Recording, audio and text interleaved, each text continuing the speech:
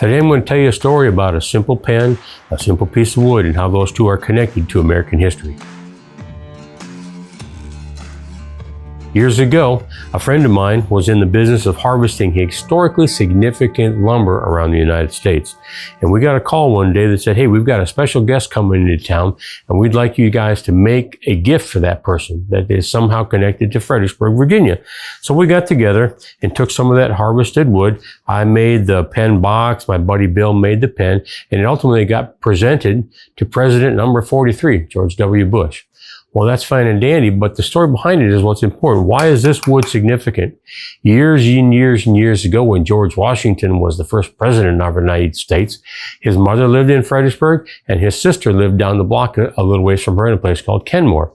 So George had this great idea that if he planted trees on the walkway between those two properties, one day his mother could walk to visit her daughter in the shade. So he planted 13 horse chestnut trees along that path, representing the 13 original colonies of the United States. Eventually, most of those trees succumbed to the ravages of time and were lost.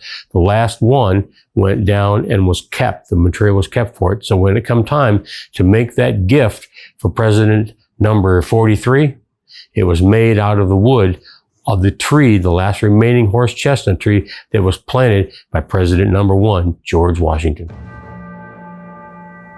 Ultimately, this is a good story, but what it has to do with you as a craftsman is there's an old adage in marketing that say facts will tell and stories will sell. You add a story to your piece, it adds significance to the person who's ultimately going to buy your piece. That particular story of this pen being made from a piece of wood that was planted by George Washington takes this from a $39 pen made out of anything else to a $200 piece now, or even to a piece that was ultimately presented to a president of the United States of America. So the next time you're working in your shop and you're making a piece of art, think about the story behind that piece, because the story can add significance to it, and it makes the person who's wanting to buy that piece that much more endeared to you and to your art.